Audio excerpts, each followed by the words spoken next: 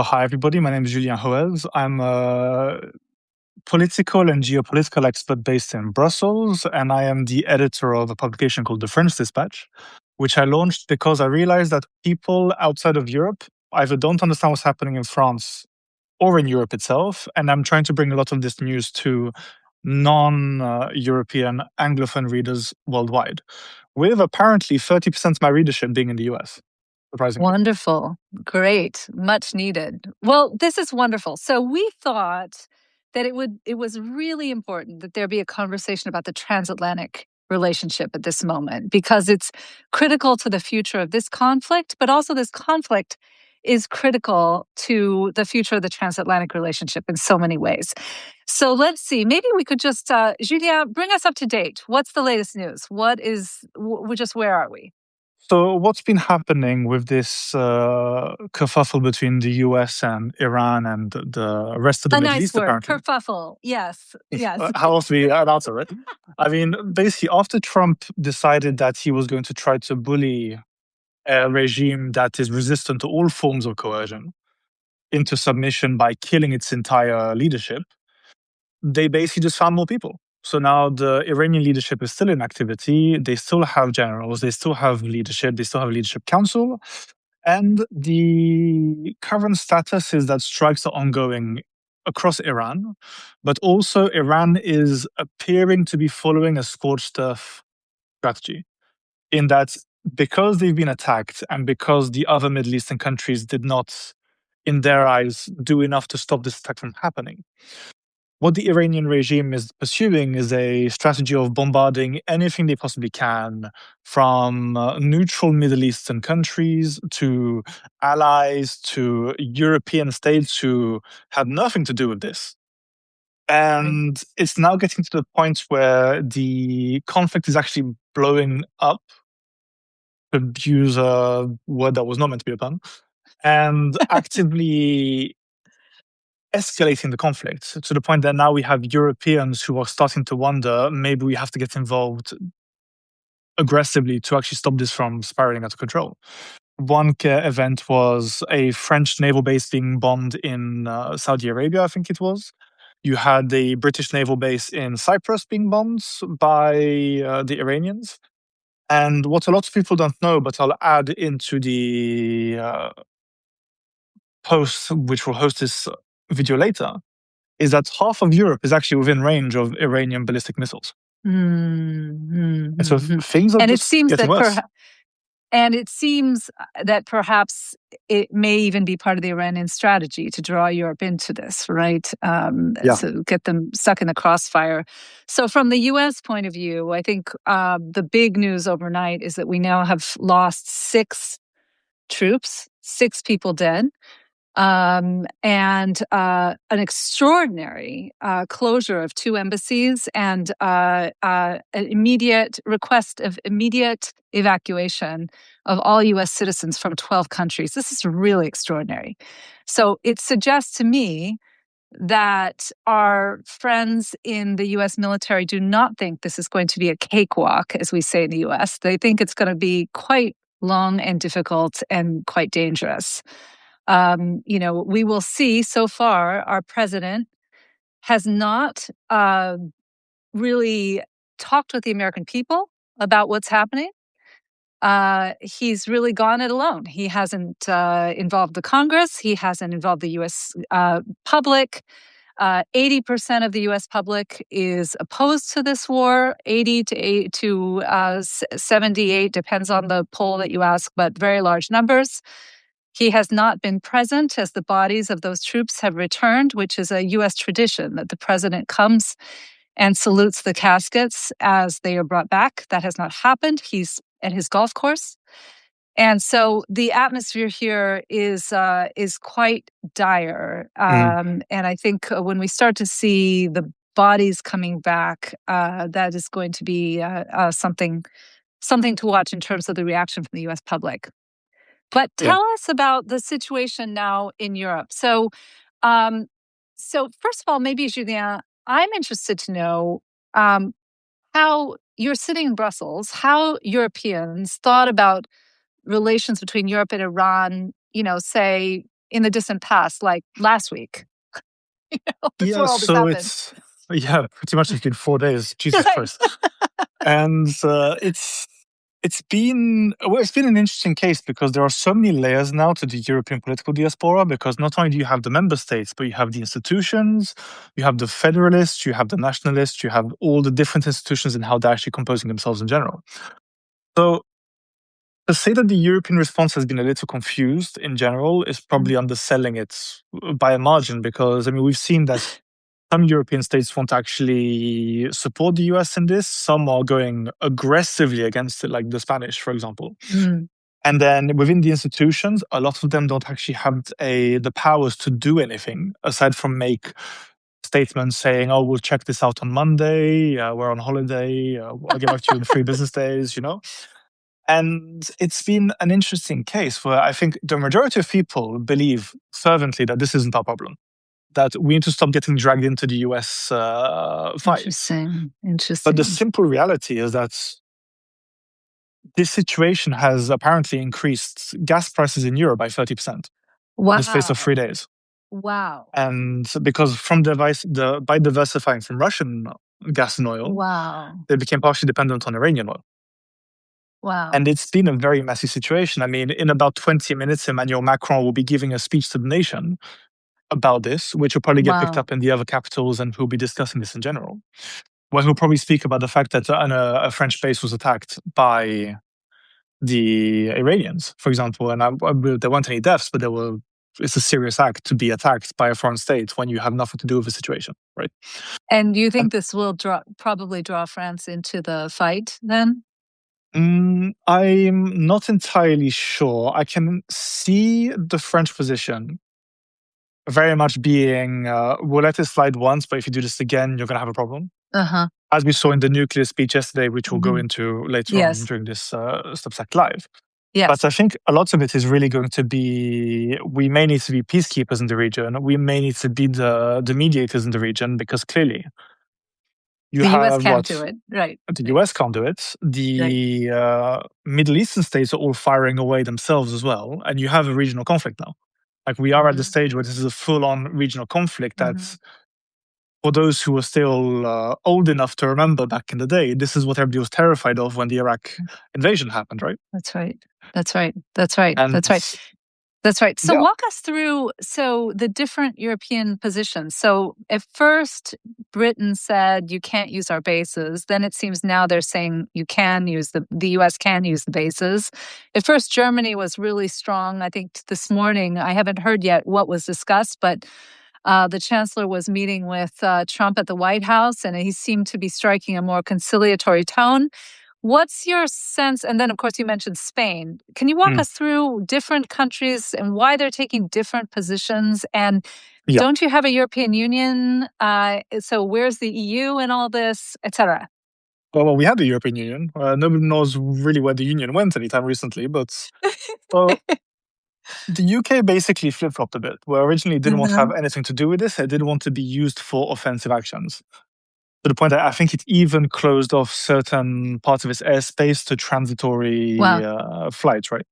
But after a call between Trump and Keir Starmer, basically what happened is that they've said that, okay, you can continue using our bases for strikes so long as there's some kind of non-escalatory nature to these strikes. It was a bit of a much ado about nothing, because for the most part, they continue the strikes.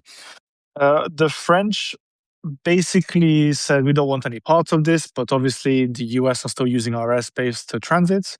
And the Germans are effectively the member state in the European Union that most wants to keep a good relationship with the US, because it's one of the big diplomatic feathers in the cap for the German states, in that they can always rely on the Americans for backing. It's an old Cold War mentality. It's an old mentality that's existed for close to a century now at this stage, because it's part of the whole post-war World War II mentality in Germany. Italy, of course, because Meloni wants to be close to Trump, keeps the relationship going as well and allows them to keep acting. However, a lot of states are very aggressively anti-US cooperation in this situation. Not least of all, Spain. who denied base access entirely to the point that the US has actually moved all of its aircraft out of Spanish bases entirely, which is unheard of and led to Trump apparently threatening to cut off all trade with Spain as of 2 hours ago, I believe. On top of this, you have the Irish, the Swedish, the Danish, and the Slovenians who all said, look, this isn't a problem. You're not using or dragging us into this. And now, speaking about the European Union, the whole joke about the Union writing strongly worded letters to say, we're disappointed in you, stop doing that.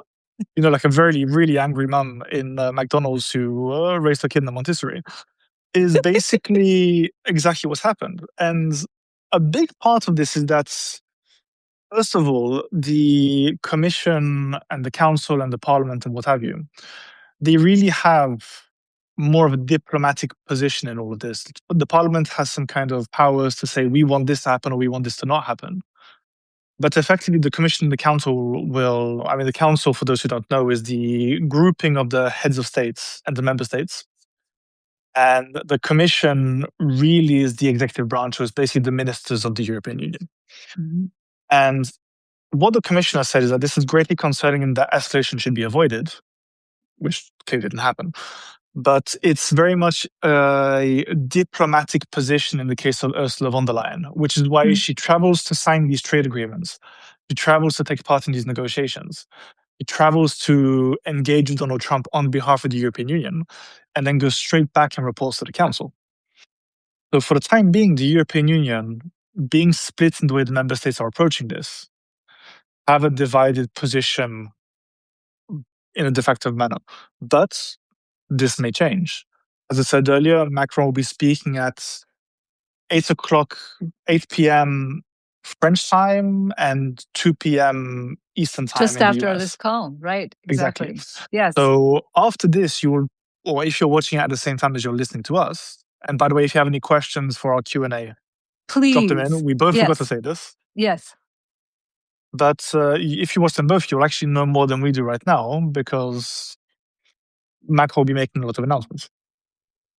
Very interesting. Yes. And please do put your comments or questions. This is meant to be interactive. So we're very eager to share your thoughts and we'll do what we can to answer your questions. You know, I mean, one of the things that, as an international lawyer, that I thought was really interesting about the British response was that they cited international law and pointed out that this attack is a violation of international law. And you know, I mean, first of all, I'll just say as a professional, there is absolutely no doubt about that. This is not, sometimes things are in a gray area. This is not a gray area. This is an absolutely clear case. You know, the UN Charter, which is a treaty signed and ratified by the US Congress, allows for only two cases of military action. One is when you're directly attacked, which has not happened in the US situation. And the other is pursuant to a Security Council resolution, which there was in the case of Iraq, right? But there isn't here. So there's no question about that. I mean, what I think is more interesting in the United States is how the entire conversation is going on, pro and con, without any reference to international law, or very little reference to international law. It's almost been sort of forgotten. I mean, the people who are opposed to this are talking about you know, whether it was wise or perhaps whether it was not done correctly pursuant to U.S. constitutional domestic law. But nobody's really even thinking about international law anymore. And I think that's something to think about. I mean, that may be a difference between the European mentality and the U.S. mentality, is that we've sort of moved to a, I hate to say it as an international lawyer, a sort of post-legal world. No, entirely. And to be honest, I'm going to be one of those people who's going to be piling on the pressure on Fukuyama. History did not end at any point in the 20th century. And we're seeing now that the way that the world's developing is that, as you say, we're heading towards a post-legal world. Because what's happening right now is, already we saw this with Venezuela, where the whole situation was illegal at every level of the discussion. Absolutely. International, domestic, even state level. It was spitting on everything legal. Yes. And a lot of this, let's be entirely fair, is not entirely because of Trump either, or MAGA, or the far right, because a lot of this actually comes from the fact that we failed to contain Absolutely. people like Vladimir Absolutely. Putin. Absolutely. And Or even, let's be honest. I mean, Democrats in the United States don't like to talk about it, but Obama ordered strikes. a lot of strikes. Biden ordered strikes.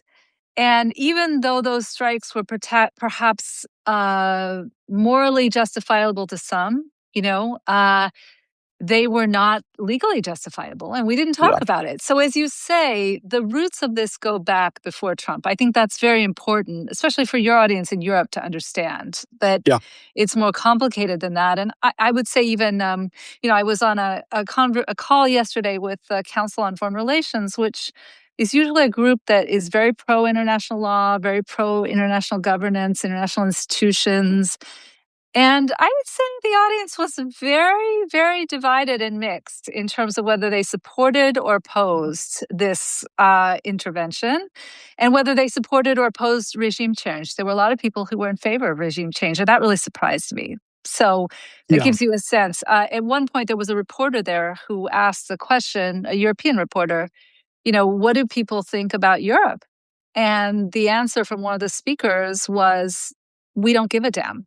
And yeah, that's shocking, but I think it's important for Europeans to understand that that's yeah, where the American elite is, and not just Trump.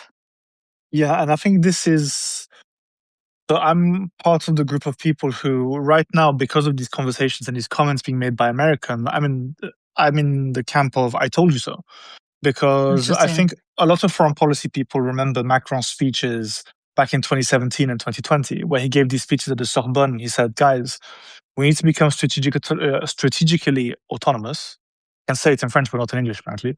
You And we need to actually work because Trump's not can't going to trust. help us. When That's right. Trump is gone, he's going to come back. And if he That's right. does, we are in deep trouble. And we've reached a stage where 7 years after Macron made these declarations, okay, 70 years after de Gaulle was saying this after World War II, this has all been proven right. The American elites or the political elites don't respect the Europeans.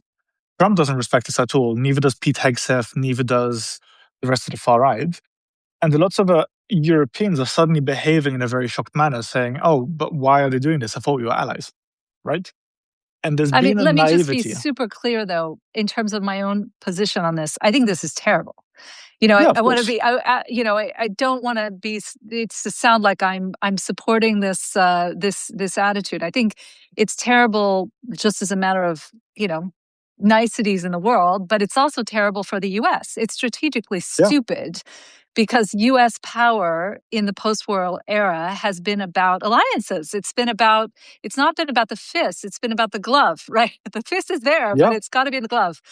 And when we all know, if you've ever been in primary school and played on a playground, you know that a bully can get so far, but the moment the bully stumbles, everyone will attack the bully because they don't yeah. love the bully, right? And so you can't play this game forever. And there will be a time when we need our allies and they won't be there for us. And so I think it's just a terrible, terrible thing. But And I'm just reporting a sort of empirical fact, no, of unfortunately. course. And to be honest, I don't think anybody would disagree that it's a terrible thing.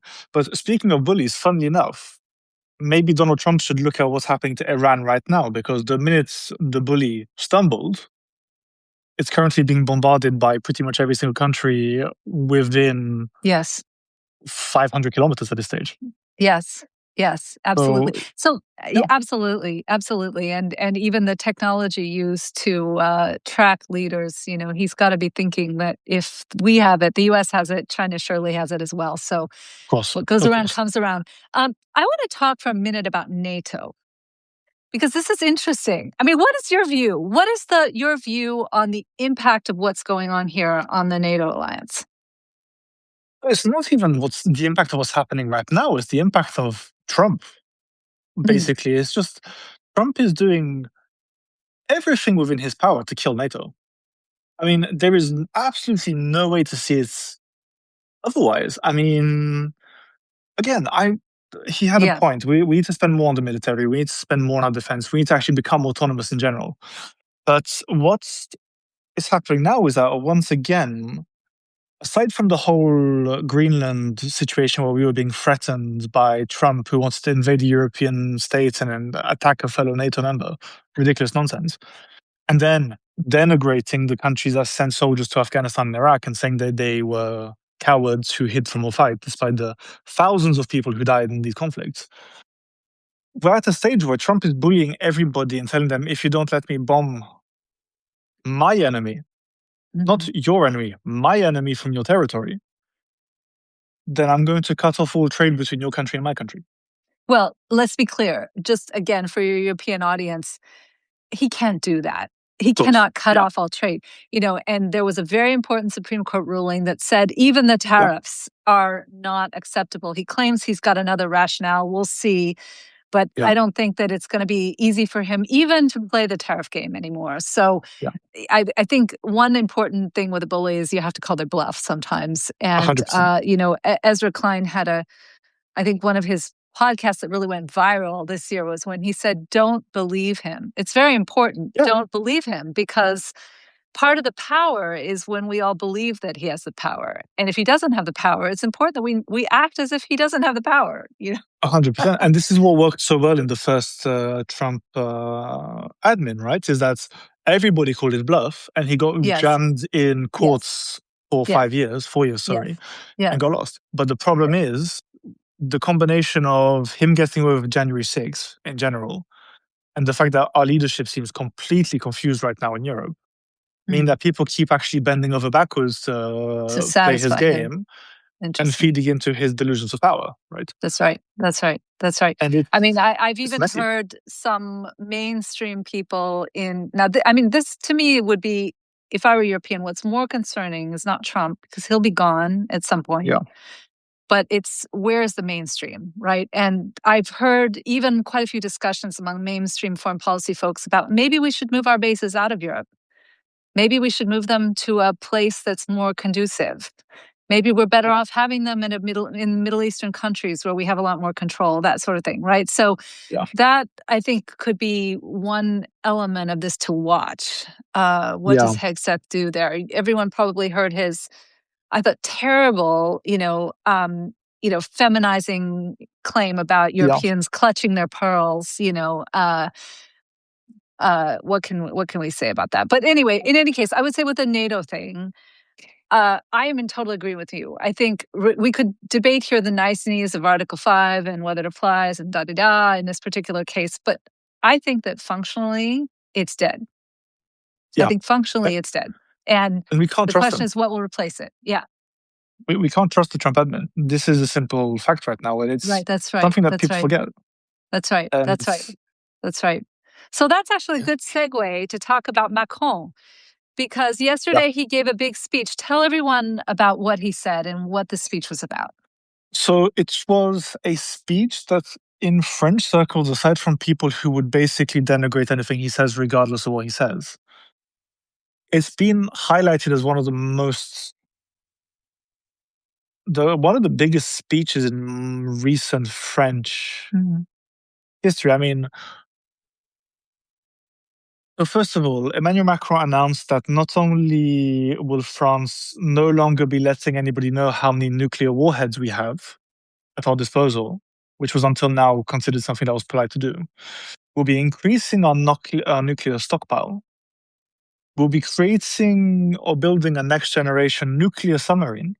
That's going to be in operation by 2036, I believe. And we're going to be extending our nuclear arsenal toward the Europeans in a very specific way.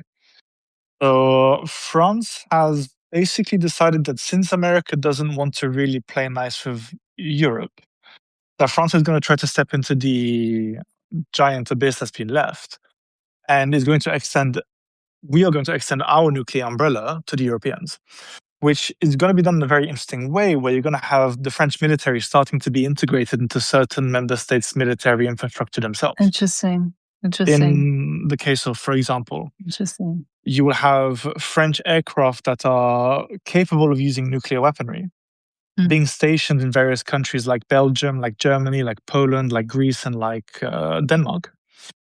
In the case that anybody attacks a European state can be directly targeted in retaliation by the French nuclear arsenal. And this is quite honestly a huge game changer in the European defense sphere. And on top of that, it's a big foreign policy win for Macron, who's been trying to make this happen since 2020. And this has been one of his big initiatives for close to 6 years now. And it's now finally happening at a time where people, especially young people who are more pro-European, pro-federalist, and much more online, as you see from these anonymous meme accounts all over Twitter, they are all cheering. Interesting. Like the people I'm speaking to in foreign policy circles who are serious in their jobs are all ecstatic about this happening. You have politicians I speak to in Germany, in Spain, in France, in Italy, who are saying this is great, great news, amazing stuff. We can maybe start being taken seriously. And it's also encouraging other states to start thinking seriously about their own nuclear capabilities too. Because to Okay, be so I quite have many honest, questions. Wait, stop. sure. So my first question is, you said that Macron's been trying to do this since 2020. What was the stumbling block before? It was not popular with the public, or what? What was the issue? So in France, it was hit by the umbrella of, oh, Macron's giving away our nukes to everybody. He's the worst president ever. And there was a lot of... Oh, nya, too nya, nya, nya. European, too pro-European. Is that the Yeah, idea? he was too pro-European. He wasn't French enough. It Interesting. was... Seems And like, fascinating. you look at Macron, you will not see a more French guy, Yeah. essentially. Right. This guy just Absolutely. The bleeds tight baguette. pants, the whole bit. Absolutely. Exactly. Sorry, It was an absurd argument.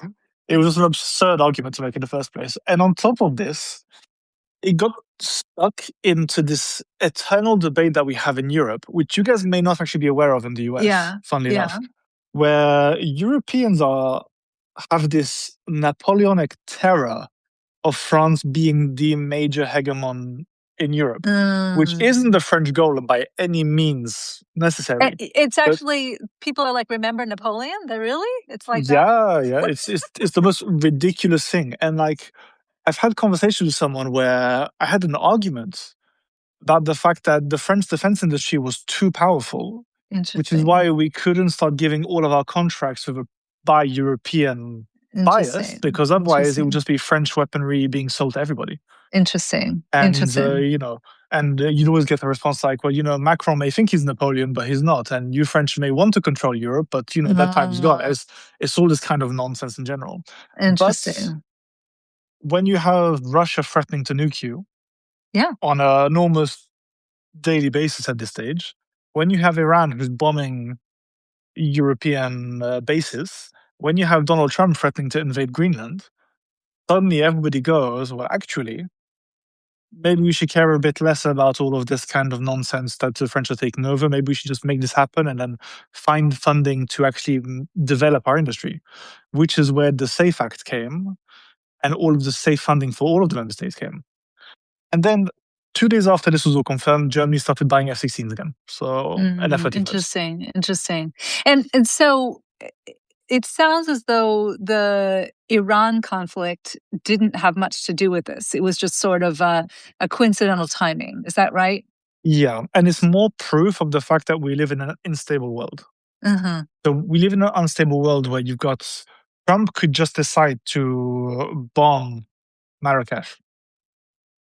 And then what's going to happen is that it's going to have a massive impact on the European economy because of either import fees or insecurities in trade lanes or problems with certain approvisionnement or with refugee waves going into Europe and all of this kind of thing. And it's something that people in Europe have gotten lazy because they got too used to America being the nice, cuddly brother. Yeah. And it's been very enlightening being a French foreign policy guy for the last 10 years now. Because honest to God, the discussions you see is like you could probably hook Charles de Gaulle up to a generator and you have free energy for 20 years. Like he is spinning so fast in his grave. Like this is... And he was sort of out for many years. Yes, absolutely. Yeah. I mean, I suppose so I understand the rationale and I understand the pride that you describe, and I understand that it's very important that Europeans defend themselves. And if I were a European, I would feel exactly the same way. just as somebody who works on nuclear weapons, I'll just add a couple of points of caution to this conversation. The first is nuclear weapons do not go well with authoritarianism. When we started this whole nuclear game after World War II, there was a sort of an assumption that the nuclear weapon states were democracies. And it was safe because, with the exception of, Russia, whatever, but most of them were democracies. And now we're in a situation where most of the nuclear weapons states have regimes that swing towards authoritarianism. I'm including the US in that. And that changes the calculus because Trump can order attack on his own, right? And I don't think we built a regime where we imagined that possibility. Now, of course, right now, France seems great, but you do have a far right that is eager to come to power. And should you develop all these nuclear weapons, you could become the next authoritarian regime with nuclear weapons. So that's something to worry a little bit about. The second thing I think to worry about is how useful will these weapons be? Is this really the best way for France to defend itself? What can you really do with a nuclear weapon? When you're attacked by Russia right there, you can hardly even use it without causing yourself so much collateral damage that it's not worth it. And so there's a question of, like, if it's a trade-off in the budget between conventional weapons and nuclear weapons, is this really a good strategy, or is it more symbolic than anything else? And then the final thing I'll talk about is testing. The French experience of testing in the Pacific, like my own country, I'll say, is not good, right? And the French Assemblée Nationale just recently actually passed a new law promising to provide compensation for the first time to victims in French Polynesia, which is wonderful. Of course, they're compensating for medical issues, not for environmental damage, so there's still a lot more to do. But the bottom line is that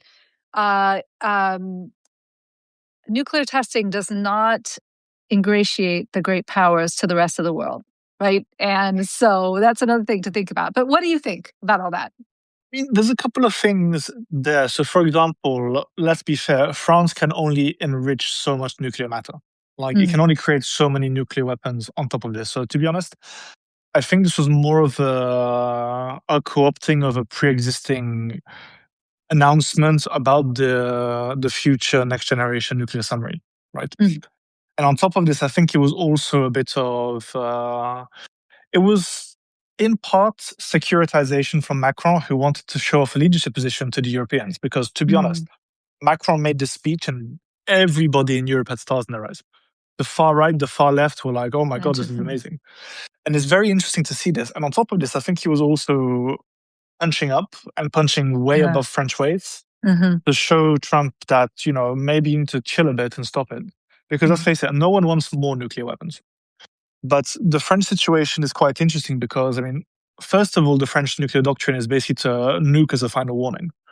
And if things start getting extremely hot and things start spiraling out of control, the French gambit is that if Russia starts thinking about invading Europe, for example, then Russia needs to think about, okay, if you invade a NATO state and start using tactical yields, then what will happen is you'll take a French yield immediately just because you started showing indications that you're thinking of taking a nuclear stance, right? And on top of this, I believe that it's already priced into the French military budget, which grew substantially for the period that it was set up for. And I believe the period was 26-31. I need to check a previous dispatch. But it's a very interesting time. And I think it's also a case of potentially, I can't confirm it, but it's a hunch I have, that Macron is potentially also trying to dissuade other European states from developing their own nuclear weaponry. Interesting. Yes. To show that you guys don't need it. Etc. Right? Yes. To show them that they don't need it because we're here. In other words, playing the U.S. role in the post-war, right? Right? Exactly. Interesting. That's fascinating. Back to our earlier conversation about what happens post-NATO. It'll be very interesting to see if a new configuration of alliance of states comes about, which could include even Canada and even some perhaps Australia, New Zealand, Korea, Japan, the other Yeah. mid-sized democracies, and whether France could play the role of the sort of defense capability in that. That'd be interesting to see. Yeah, of course. And we're seeing that already with the SAFE program in the Yes, European level, where you've got a lot of yes, non-European states who are actually engaged yes, and taking part in a lot of these programs. I think yes. Japan's in discussions for this right now. The UK, That's right. Canada's involved, I That's right. believe. That's right. That's right. And you're seeing a sort of shift towards some form of European hegemony in at least defense funding or defense leadership, Mm-hmm. which is quite interesting. Absolutely. Absolutely. Um, uh, that's really fascinating. I mean, I was thinking I don't know if it got a lot of attention. I'd like to know how much attention it got in France, in the States. There was a moment you may remember now when Trump threatened an invasion of Canada. Oh, yeah. Remember that one? Yeah. And at that point, France positioned one of its nuclear submarines, right? Yep.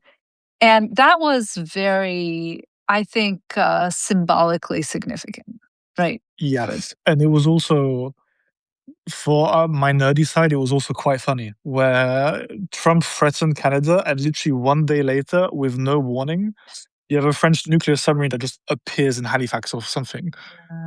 Like, it wasn't announced anywhere. It was just in Le Monde, in The Guardian, and all these publications.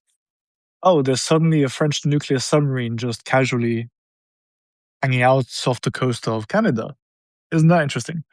And I know in the French press, they really mostly reacted to a lot of the US reactions.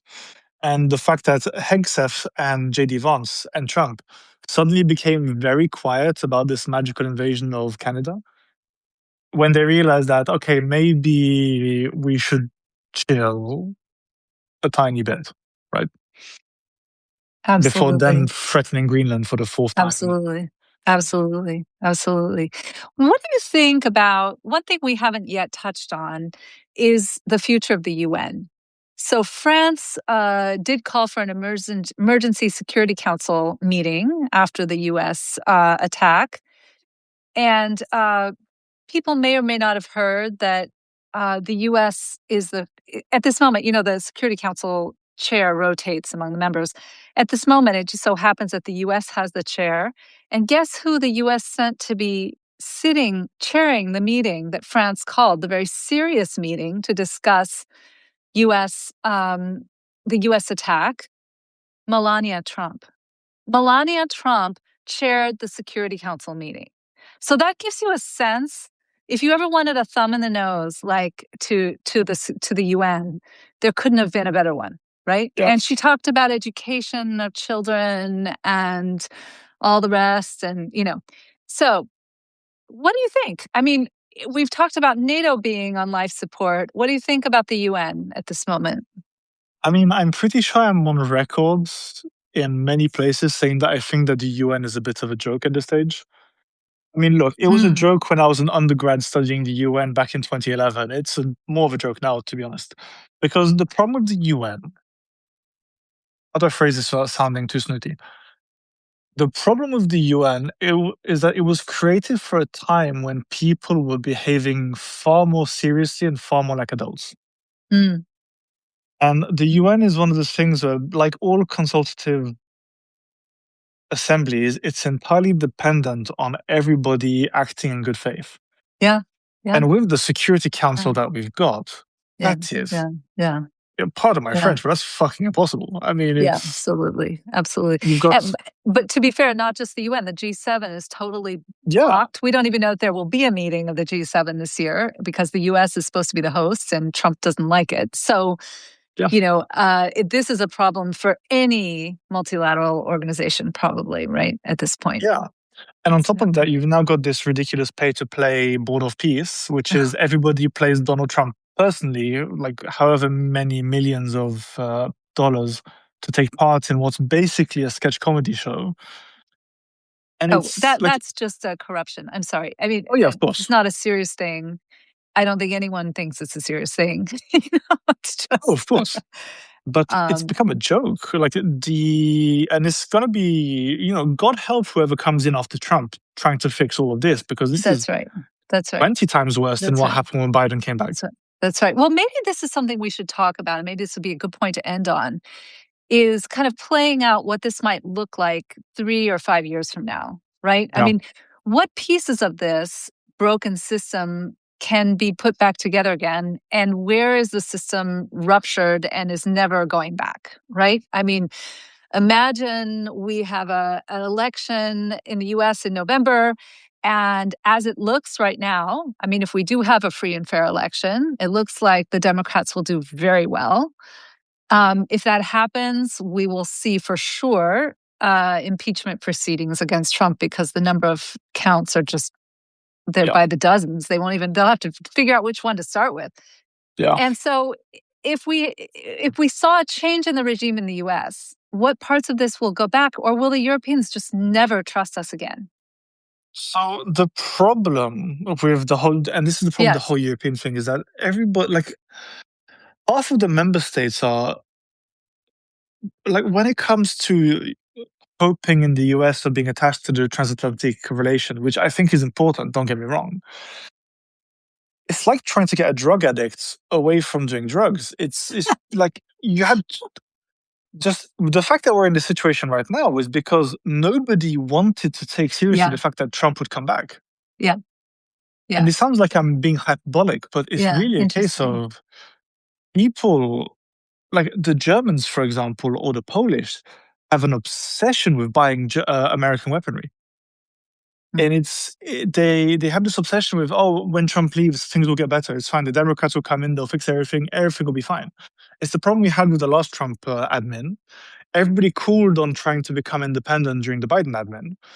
And now when Trump comes in, everybody's suddenly panicking and having an anxiety attack because the guy who said he hates their guts apparently really meant it, right? And the guy who said during the elections that he would abandon Europe really meant it.